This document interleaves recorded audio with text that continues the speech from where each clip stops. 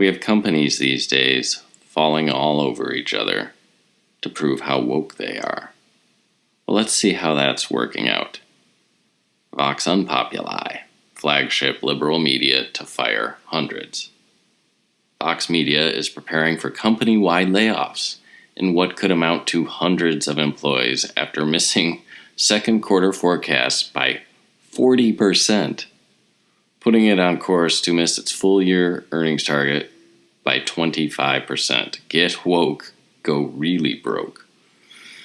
In addition to Vox.com, the 1,200-employee company owns New York Magazine, The Verge, SB Nation, and The Eater.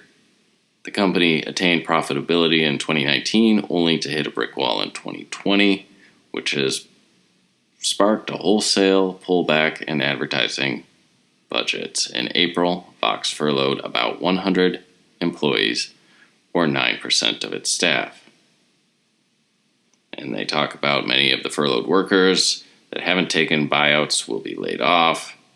And the CEO, Jim Bankoff, admitted in an all-hands meeting last week that the company was struggling.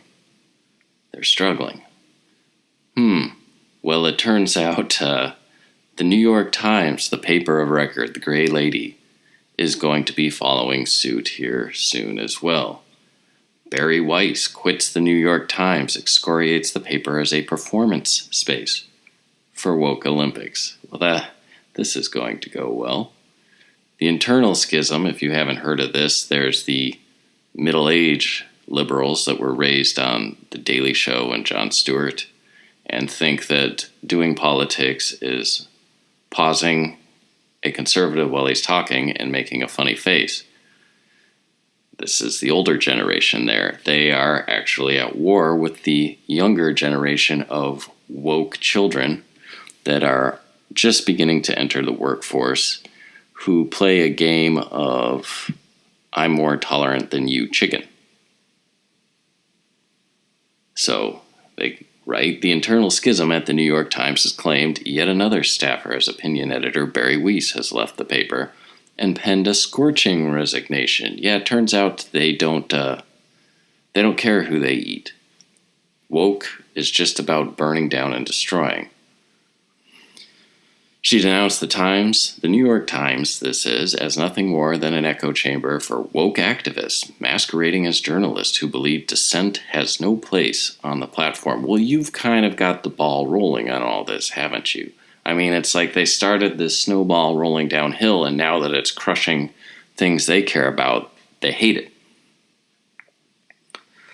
But the lessons that ought to have followed the election, lessons about the importance of understanding other Americans, the necessity of resisting tribalism, and the centrality of the free exchange of ideas to a democratic society have not been learned. Instead, a new consensus has emerged in the press, but perhaps especially at this paper, that truth isn't a process of collective discovery, but an orthodoxy already known to an enlightened few, whose job it is to inform everyone else, which is really what you've been doing for a long time, Barry. It's just now they've moved the goalposts past where you would like to see them.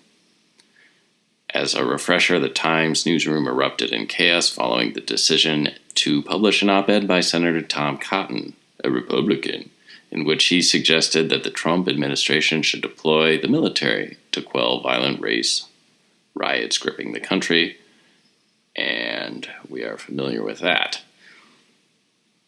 The internal schism formed within the Times, with the younger woke staffers insisting that such wrongthink has no place on the platform, while others defended the decision to publish Cotton's divergent opinion, and in the end the woke mob won.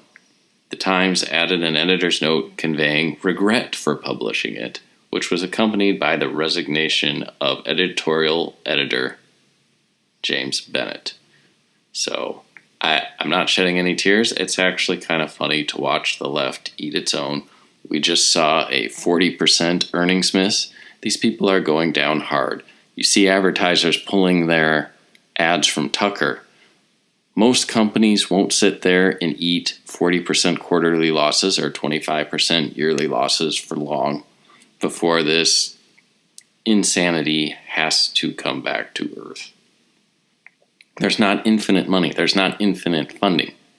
Running a business, your margins are often very thin. You can't. Being woke is just going to be bad publicity here soon. Anyway, which brings us back to Bari Weiss, who came under intense fire by her New York Times colleagues after she laid out what was going on in the newsroom in a Twitter thread, which ultimately defended the decision to publish Cotton's op-ed. The old guard lives by a set of principles we could broadly call civil libertarianism. They assumed they shared that worldview with the young people they hired, who called themselves liberals and progressives. But it was an incorrect assumption. Yeah, because they're Marxists. They're communists. They're liberal is actually an appropriation of a much older time anyway. But it sounds nice, so I think they just put it on. The new guard has a different worldview, one articulated best. They call it safetyism, in which the right of the people to feel emotionally and psychologically safe trumps what they were previously considered to be core liberal values like free speech. So the right to feel safe. You notice the only people who have the right to feel safe, though, are the people that keep up with this continually moving set of goalposts. It's not all people. It's not a universal standard. There is no universality. This is just a pure power play. So she said in her Tuesday resignation letter, "My own forays into wrongthink have made me the subject of constant bullying by colleagues who disagree with my views. They have called me a Nazi and a racist. How hilarious. I have learned to brush off comments about how I'm writing about the Jews again. Several colleagues perceived to be friendly." You know, that's the funny thing, too, is wait till you see this woke mob turn on those guys. There will be, I'll call it a coming to Jesus moment real fast. Several colleagues perceived to be friendly with me were badgered by coworkers. My work and my character are openly demeaned on company-wide Slack channels. I have no idea what this stuff is. There are some coworkers who insist I need to be rooted out if this company is to be inclusive. Yeah, you gotta, you've got to root the Weiss out of there to be inclusive.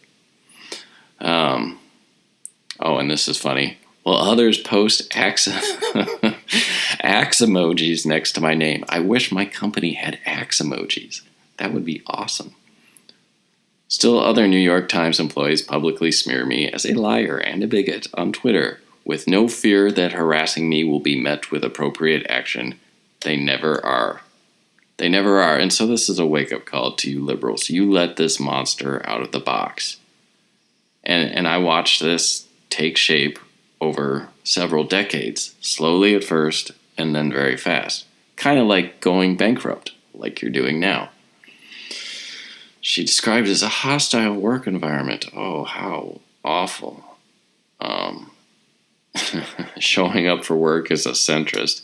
Yeah. And an American newspaper should not require bravery. It is requiring bravery to be anything but woke in America today. The truth is, intellectual curiosity, let alone risk-taking, is now a liability at the Times.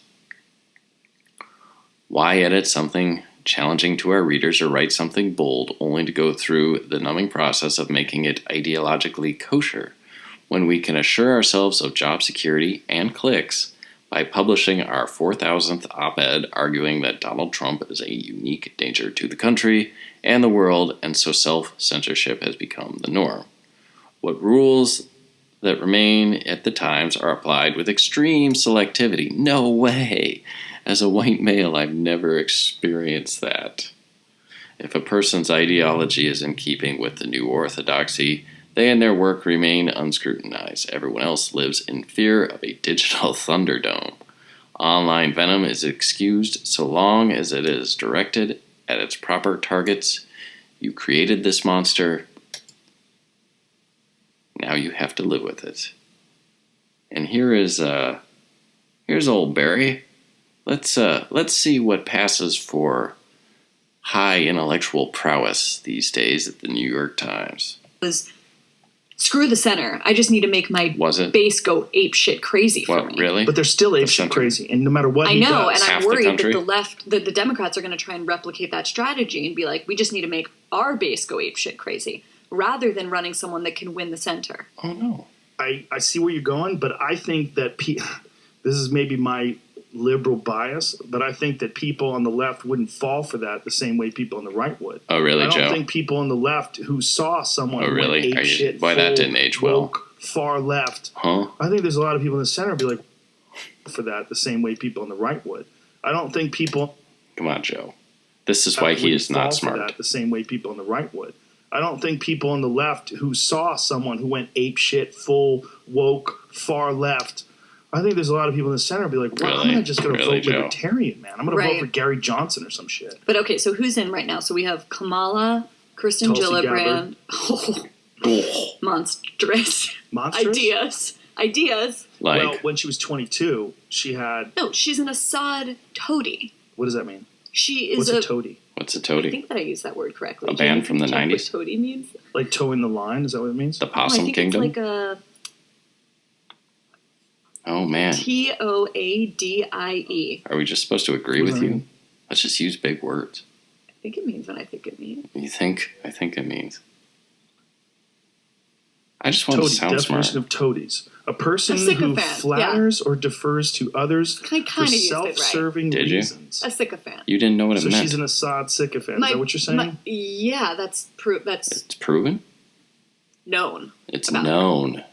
Like climate change is known. We have to look, I don't remember the details. I probably should say that before we say that about her. Dude, when Joe Rogan is tearing you down, you're dumb. No, we should now. Oh, yeah. Okay. Just so we know what she said. Look up Tulsi Gabbard. I really enjoyed talking to her. I like her a lot. Are you serious? Yeah, I like talking to her. Okay. I like talking to her. I like talking to the wall and the urinal and my muscles, too. Whoa. I'm pretty positive about that, especially on Assad. But maybe I'm wrong. I don't think I'm wrong. Well, my take on her was that I think as a person who's coming from the left, who's also a veteran and is very articulate and sensible and a woman, and in talking to her, we didn't get into Assad or any of those things, but talking to her about what she feels is wrong with the current administration and the way things are running and a direction she thinks things could go in. She had some very promising ideas. I didn't know about that. But doesn't she also, did she ever apologize for believing in conversion therapy? I didn't even know she believed in conversion therapy. Am I crazy?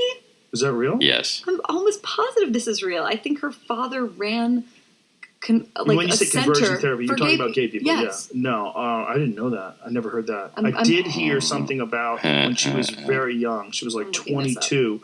She had said something about gay marriage and civil unions that she apologized for and said that she evolved. She reveals she met Assad in Syria without informing top Democrats. I'm telling you, She said she went on a fact-finding mission in support of peace for Syrian people, but characterized U.S.-backed rebels as terrorists. Yeah, I can keep looking, but I'm telling you. I don't have enough time to research everything. Yeah. Thanks. I'll just believe you. I can come back on when I know more. I can come back on when I know more. Yeah. So when people this dumb are leaving the New York Times, you can only imagine how dumb the people are that are actually staying.